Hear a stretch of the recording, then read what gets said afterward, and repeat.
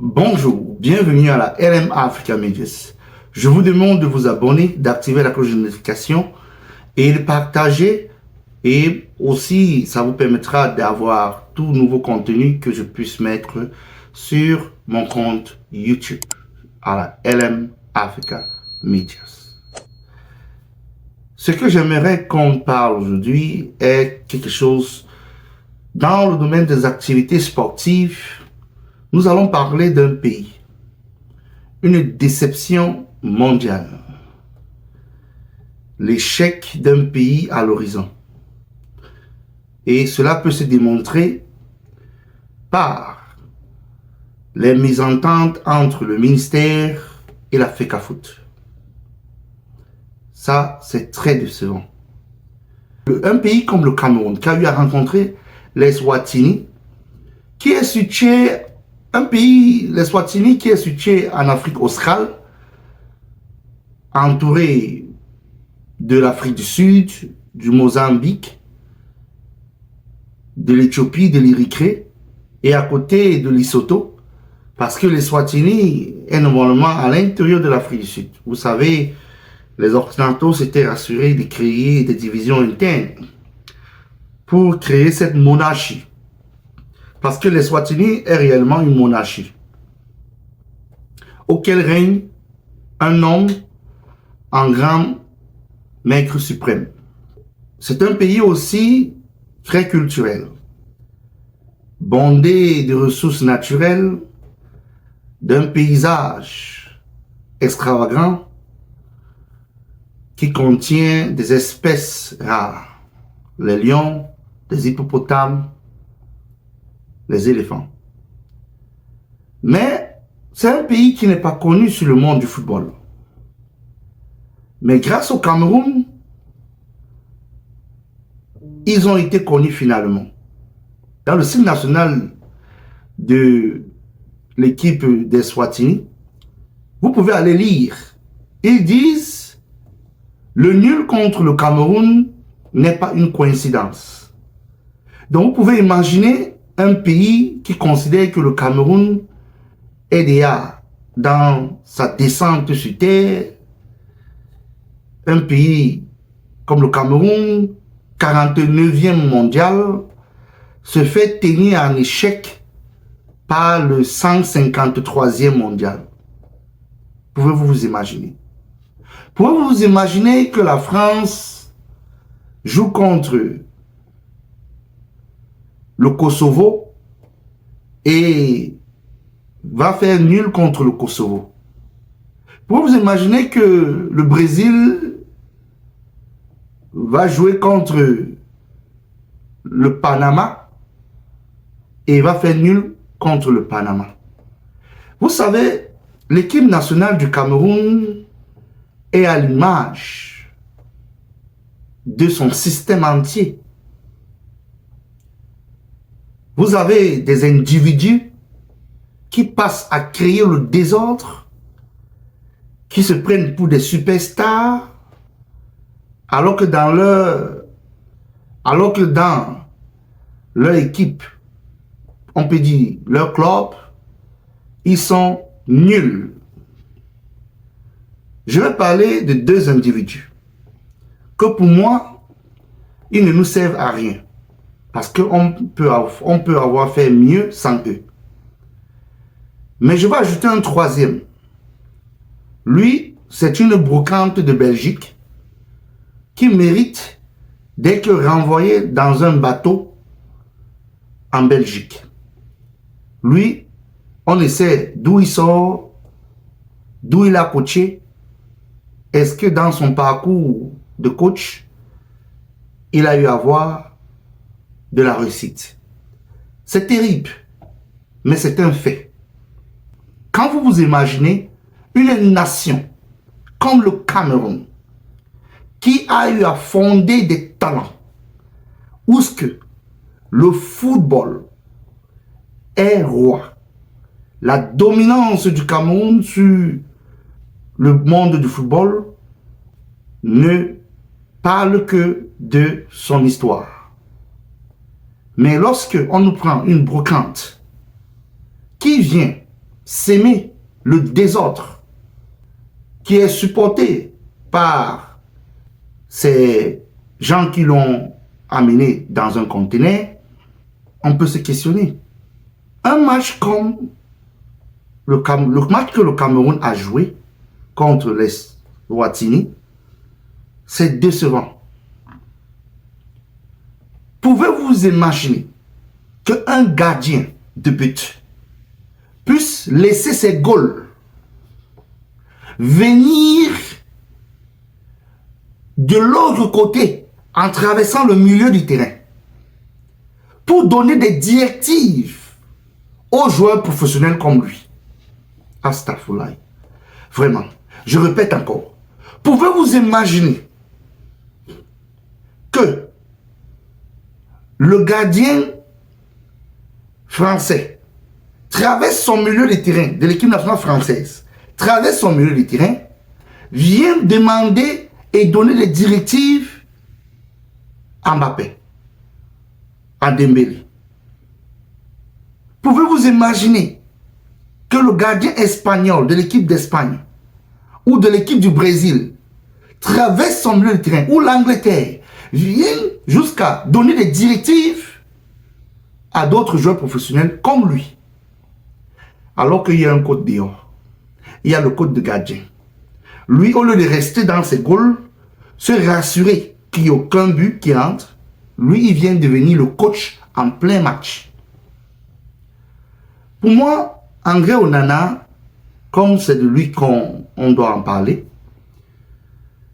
je voudrais d'abord que vous écoutez et vous regardez vous-même cette séquence et reprenons-nous juste après.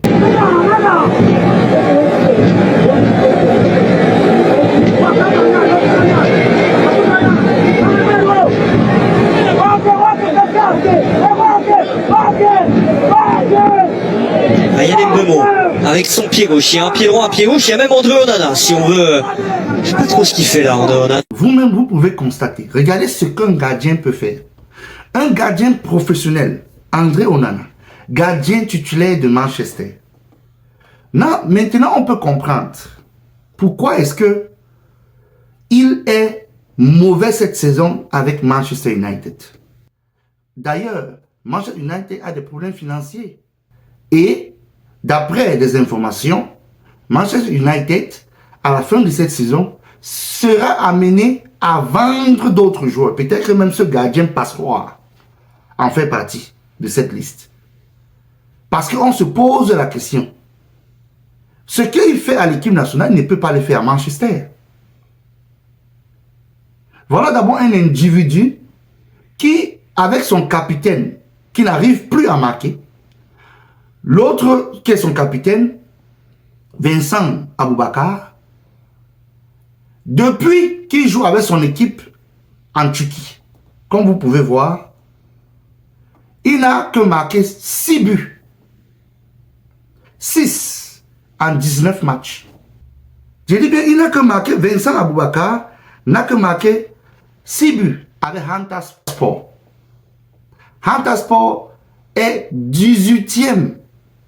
Donc est relégable à leur compare. Donc le Cameroun veut me dire qu'avec tous les joueurs qu'on peut avoir en Europe, même au Cameroun, on n'a pas un avant-centre qui peut remplacer Vincent Aboubakar. Quelqu'un qui part dans la quarantaine, mais on le fait toujours jouer plus de 60 minutes. Je ne parviens pas à comprendre ce coach qu'on appelle Bocan de Belgique. Je ne parviens pas à comprendre ce coach qu'on appelle Bocan de Belgique. Vincent Aboubakar, en 19 matchs, allez regarder, voilà le record. Voilà ça. Il n'a que marqué 6 buts. Il dit 6. N'en parlons pas alors dans cette qualification de Coupe du Monde. Il n'atteint même pas 4 buts. Il dit qualification de Coupe du Monde. Donc quand vous voyez un individu qui ne peut ni prendre ses responsabilités, parce que d'abord, avant que le match n'arrive, il fait partie avec son gardien passoire des gens qui ont créé le désordre à l'avant-match. Parce qu'une équipe ne peut pas quitter le Cameroun d'un tard pour atterrir dans un aéroport qui doit normalement fermer très tôt.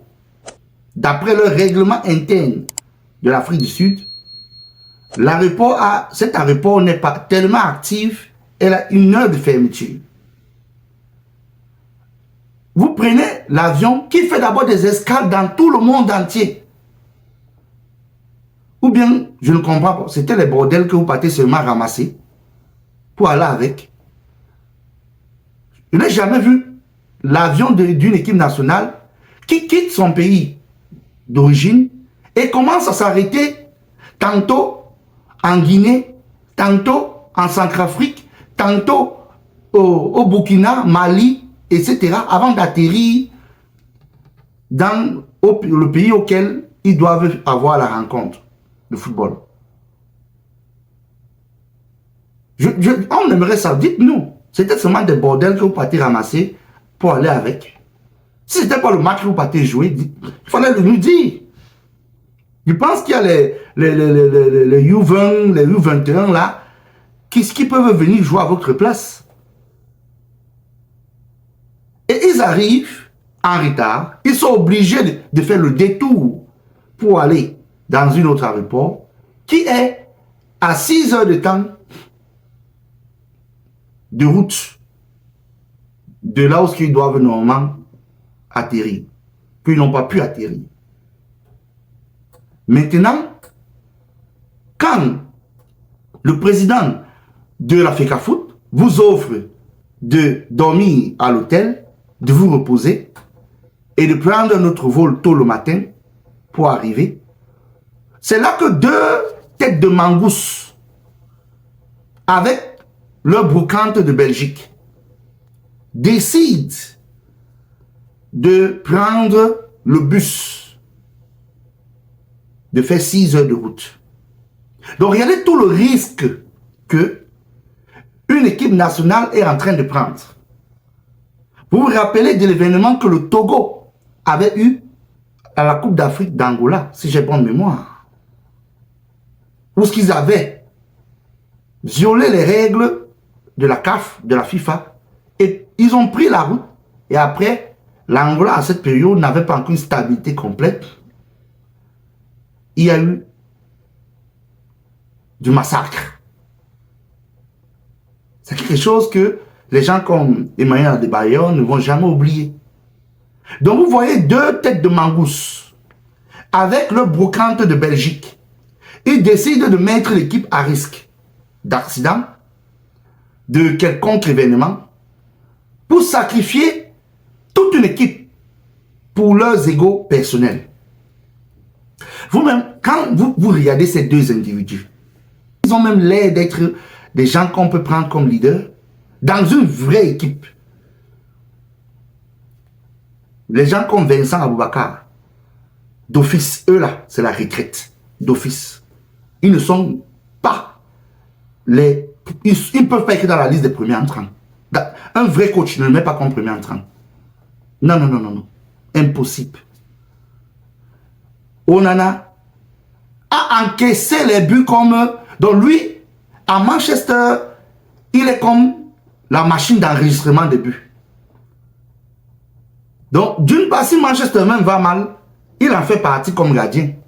Il a participé dans ça. Parce que voilà un gardien qui n'est ni décisif avec Manchester United. Dans tous les face-à-face qu'il a eu, au lieu de faire comme certains gardiens en Angleterre, qui anticipent et se jettent vers l'attaquant, ou bien celui qui veut marquer, il est toujours en train de reculer. Et il est toujours avec ses parades spectaculaires pour impressionner les gens. Mais alors que c'est un encaisseur, donc c'est une machine, donc lui, il boit seulement les buts actuellement cette saison.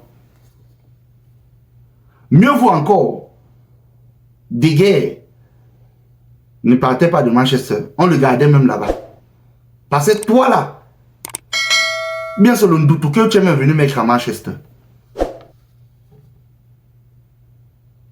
Et tu viens avec ton même doutou, au lieu de te calmer, de faire ton travail de gardien, tu viens, tu commences à faire ton désordre. Avec ton capitaine Vincent Aboubakar peureux, qui ne peut pas maintenant de prendre des décisions et de taper la main sur la table. Vincent Aboubakar est le capitaine le plus médiocre de l'équipe nationale. Aucune personnalité. Non, non, non, non. On en a connu des capitaines qui ont de la personnalité, hein, comme les Mukanjo, les Stéphane Bia, les Ito, les Rigobert Song. Mais quand on regarde le capitanat du Cameroun en ce moment, que c'est Vincent Aboubakar, c'est le plus médiocre, pas de personnalité. Il ne connaît pas porter l'équipe sur le dos. Vraiment. Mais qui l'a même donné même le capitanat là même. Avec la brocante de Belgique là, ce monsieur là. Je vous dis, le Cameroun n'a pas encore rencontré les vraies équipes. Quand vous pensez là que vous êtes fort, vous jouez contre la Libye, contre le Cap-Vert, l'Angola, les Swatini vous arrêtent à nul. Et vous allez voir. Vous allez voir. Priez même d'abord que vous vous qualifiez. Parce que parmi les meilleurs deuxièmes, vous n'en êtes même pas. Parce que les meilleurs deuxièmes vont partir au barrage. Mais le Cameroun même d'abord n'en fait pas partie dans sa poule, la poule en question. Ils sont deuxièmes actuellement comme on en parle. Mais il y a de fortes chances que si ça continue ainsi, qu'ils ne parviennent même pas à être premiers. Parce que s'ils ne gagnent pas la Libye, et comme ils aiment, c'est que l'équipe nationale du Cameroun, je peux dire, cette tête de mangousse, ils aiment mettre les Camerounais dans l'inconfort. Où on commence à faire la mathématique. On calcule. Si ceux-ci gagnent, si ceux-ci payent, si ceux-ci font nul. Maintenant, ils sont en train de mettre les Camerounais dans la mathématique. Où ce que ça devient?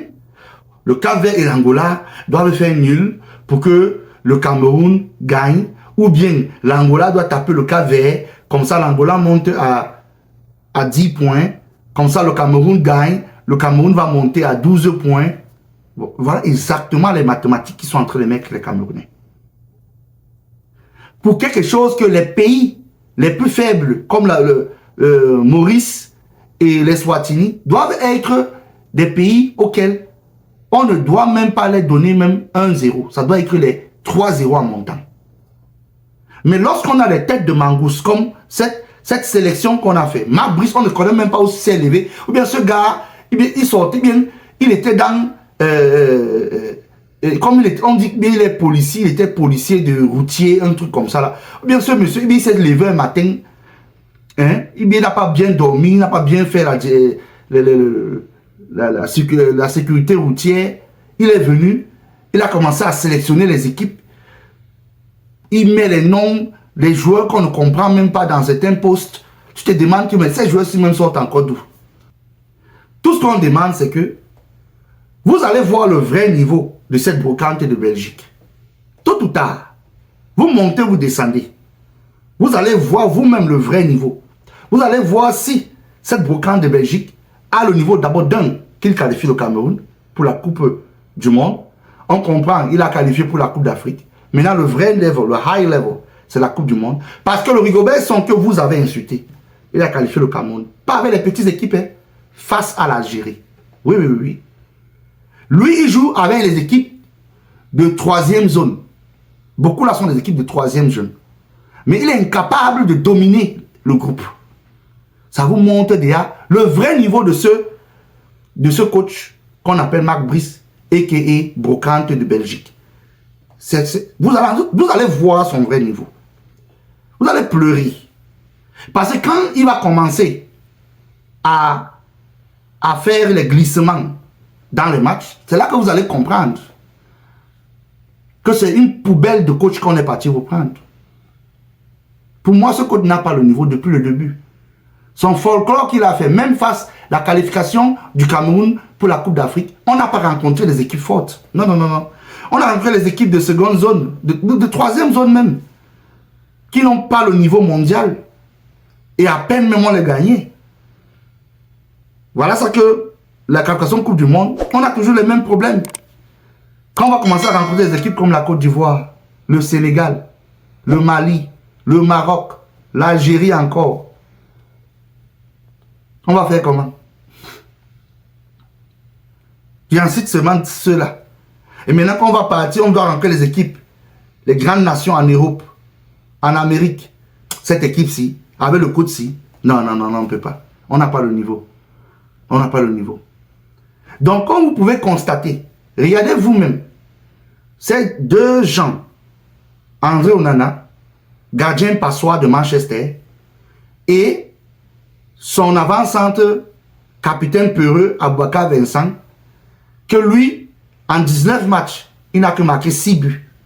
Et vous pensez que celui-là va pouvoir marquer les buts pour le Cameroun? Vous êtes mal parti. Il est déjà dans une pente décroissante. Vincent Aboubacar.